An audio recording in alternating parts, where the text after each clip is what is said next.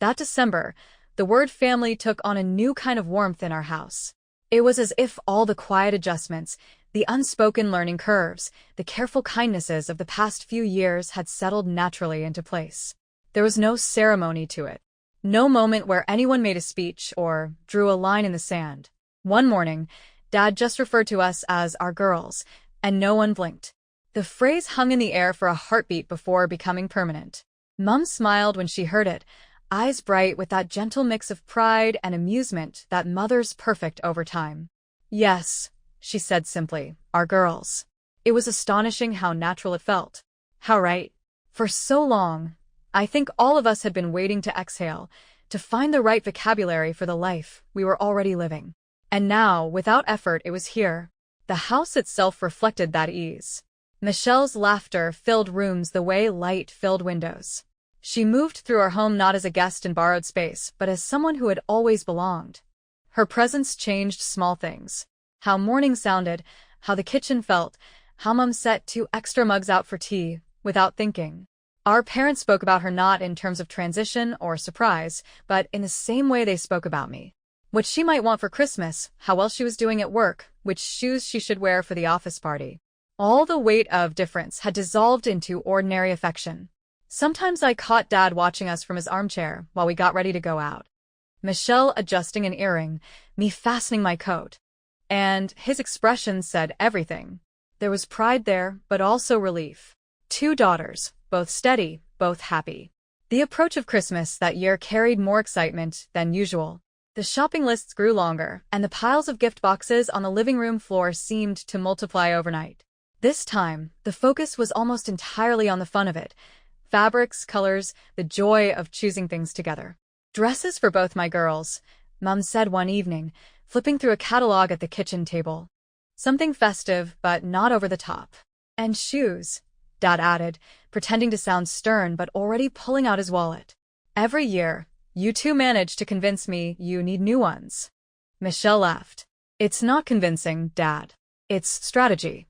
We spent the following Saturday in town, bundled in coats, our breath visible in the frosty air. The city was strung with lights, the shop windows frosted with painted snowflakes. Everywhere, the scent of cinnamon and roasted chestnuts mingled with the cold. Mum led the charge, of course. Try this, she said every few minutes, thrusting something elegant toward one of us. Michelle and I just exchanged knowing glances. Once she was on a mission, resistance was futile. By mid-afternoon, we had accumulated a small mountain of shopping bags. There were dresses in shades of winter wine and silver gray, soft scarves, and, of course, new shoes. Dad carried the bags like a soldier resigned to a noble cause, muttering good-naturedly about how he should have brought the car closer. We stopped for cocoa at a cafe that overlooked the square. The windows fogged as we warmed our hands on the cups, the conversation easy and familiar. Michelle leaned back, her cheeks flushed from the cold, eyes bright with contentment. I think this might be the first Christmas that feels balanced, she said. What do you mean? I asked. She smiled at our parents across the table. Just that everything feels even now, like we all finally fit into the same picture. Mum reached over, squeezing her hand. We've always been in the same picture, love. We just had to finish painting it. Michelle's smile softened. Well, she said, glancing at me, it's perfect now. Back home, the living room filled with wrapping paper and laughter. Mum organized the gifts into neat piles. Dad adjusted the decorations on the tree, humming under his breath. Michelle and I sat on the rug, wrapping presents with more ribbon than necessary. Remember when Christmas used to mean socks and books? I teased. Speak for yourself, Michelle said, taping a bow to the top of a box. Mine means dresses and corsets now. Dad chuckled from his chair. Expensive taste, both of you. Your fault, I said. You raised us to appreciate quality. He looked over his glasses and smiled. If that's the worst thing I've done, I think I'm all right. The fire crackled softly. Outside, snow had begun to fall. Thin, drifting flakes that made the world look dusted in sugar. The house felt complete, wrapped in warmth and light. That night, as Michelle and I carried our shopping bags upstairs, she paused on the landing. You know, she said, I don't think I ever imagined it would feel this easy. No hesitation, no pretending, just us. I turned, balancing a stack of boxes in my arms. It was always going to be this, I said. It just took a little time to arrive. She smiled. Worth every minute. In her room, she hung the new dresses beside her work clothes, careful as always, arranging them by color. The black leather dress still hung at the end, shimmering faintly in the low light. As I watched her there, calm, content, surrounded by the pieces of her life, I realized that we had stopped existing as a family adjusting to change. We were simply a family, 2 daughters. And the love that filled that small house on that snowy December evening didn't need any words to explain itself. It was visible everywhere, in the laughter echoing down the hallway, the warmth of our parents' pride, and the peace that came from knowing that nothing, absolutely nothing, was missing anymore. Every weekday begins the same way now, with the quiet rhythm of our house waking up and the faint sound of laces tightening. It's not loud, barely more than a whisper of fabric and breath, but it has become as much a part of our mornings as the smell of coffee or the warmth of sunlight filtering through the kitchen curtains. Mom is always the first to rise. She pads softly across the hallway to put the kettle on, humming something tuneless but comforting. The sound of boiling water follows a moment later, then the familiar scrape of mugs against the countertop. Dad comes next, adjusting his glasses as he reads the morning news, still pretending not to notice how often he glances at the clock, waiting for us to appear. Then, from upstairs, the ritual begins. "Can someone give me a hand?" Michelle calls, her voice light, expectant. I'm usually the one who answers, coffee mug still in hand. The smell of her perfume greets me before I even reach her room. Something floral, soft, but assertive, like her. The curtains are half-drawn, letting in a stream of pale light that cuts across her vanity table. She stands before the mirror, already immaculate from the waist up, her hair brushed smooth, her blouse crisp. The corset waits at her waist, the ribbons dangling behind her like strands of music. "Your turn," she says with a grin. I set my coffee aside and take up the ribbons, my hands already knowing the pattern. Cross, pull, breathe, repeat. The sound is gentle but steady. The kind of rhythm that fills silence without breaking it. Not too tight, I ask. "Just right," she replies, as always.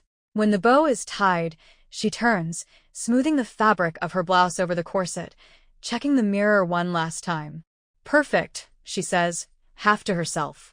Everything feels in place. It's a small thing, really. A moment that lasts less than a minute. But it feels like the quiet center of our household. While some families begin their mornings with car horns and chaos, ours begins with composure.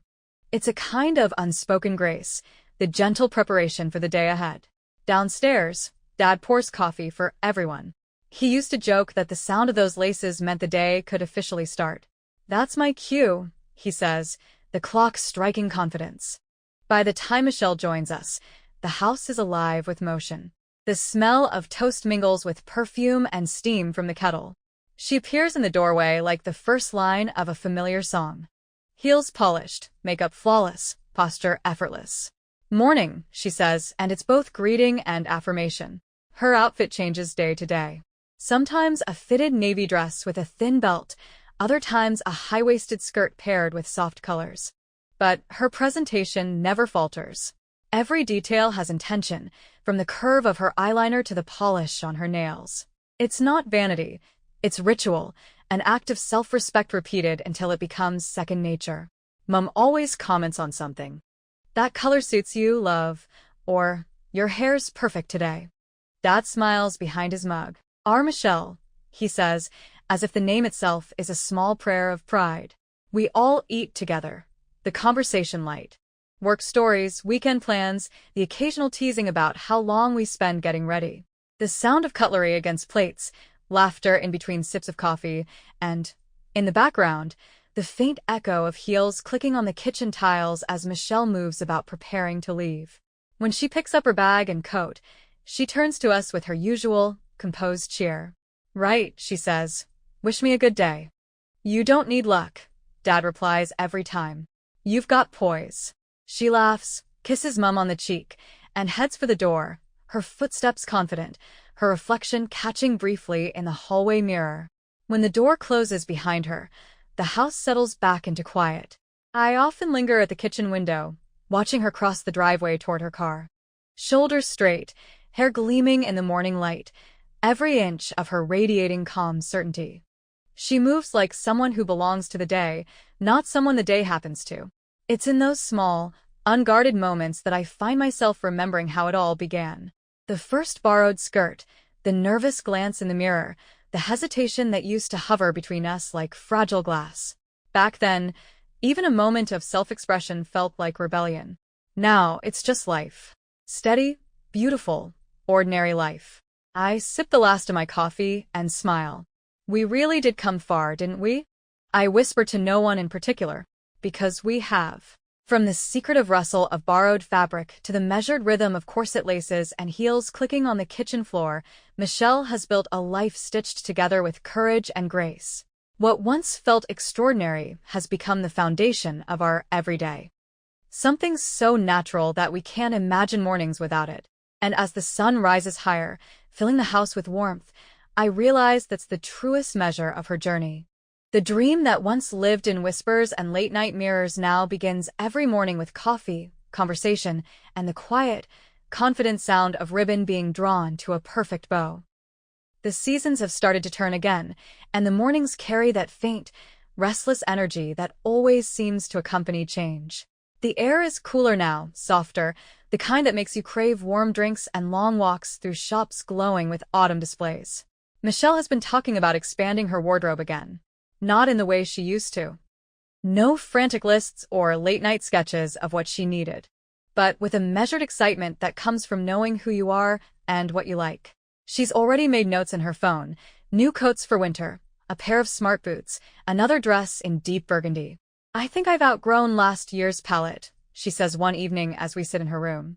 I want something richer. Colors that feel like they've lived a little. I smile, watching her sift through fabric swatches she's laid across her bed. You mean colors like you, I tease. She laughs, throwing a scarf at me. Exactly. Seasoned but still stylish. Mum calls up from downstairs, reminding us about dinner plans, and Michelle glances at the clock. We've got time, she says. Help me choose a lipstick? Her vanity is still the same small shrine to order and beauty it's always been. Only now every compact, brush, and bottle feels like part of her story. She sits while I stand beside her, our reflections framed together in the mirror. Two sisters, different but undeniably connected. She holds up two tubes, one a soft rose, one a bold plum. Which? Depends, I say. Are we feeling classic or daring tonight? Why choose? She answers, eyes twinkling. We've earned both. The laughter that follows is easy, unhurried, familiar. We talk about the dinner ahead, about how Dad will probably complain that we've taken too long, how Mom will scold him for pretending to be impatient. It's all so ordinary, and yet, for us, the ordinary still feels precious. Later, as she fastens her earrings, she muses out loud about the months ahead. I'd like to travel, she says. Maybe somewhere new for the holidays this year. I've never seen snow outside of home. I picture it instantly. Michelle in a long wool coat, her hair dusted with flakes, cheeks pink from the cold, that unmistakable glow of someone living fully in her own story. You'd love Vienna, I say. Or Prague. Somewhere with old streets and lights in every window. She smiles. Maybe next year. And who knows? Maybe by then I'll have someone to share it with. It's not wistful, that thought. It's hopeful, quiet, and grounded. The kind of dreaming that belongs to people who've built a life they love and still have space for more. You'll find someone, I say softly. Someone who sees what we all see. She meets my eyes in the mirror, her reflection warm. I already have what I need, she says. Love found me right here. Our family, you, this life. Everything else will come when it's meant to. We finish getting ready together, brushing shoulders as we move between the mirror and the wardrobe. Her outfit tonight is simple, a deep wine-colored dress that falls just below the knee, fitted enough to show her poise but soft enough to move with her. I wear a navy wrap dress, the one she insisted I buy months ago. When we finally step into the hallway, Dad calls up, "Are you two planning to arrive before dessert?" "Just checking for perfection," Michelle shouts back, grinning. He laughs from downstairs. That's my girls. The words still make my chest warm. Our girls. A phrase so casual now, so entirely ours. Before we leave, Michelle stops by the mirror near the door for one last look. I stand beside her, our reflections catching the amber glow of the lamps. She smooths a hand over her hair, checks her lipstick, and gives herself a small, approving nod. Ready? I ask. Always, she says, looping her arm through mine. Let's go show the world what happiness looks like. We step out into the evening together, laughter spilling into the crisp air. The sky is streaked with the last blush of sunset, the world humming with its quiet, familiar magic. As we walk toward the car, our heels clicking in sync, I glance at her and think of how it all began.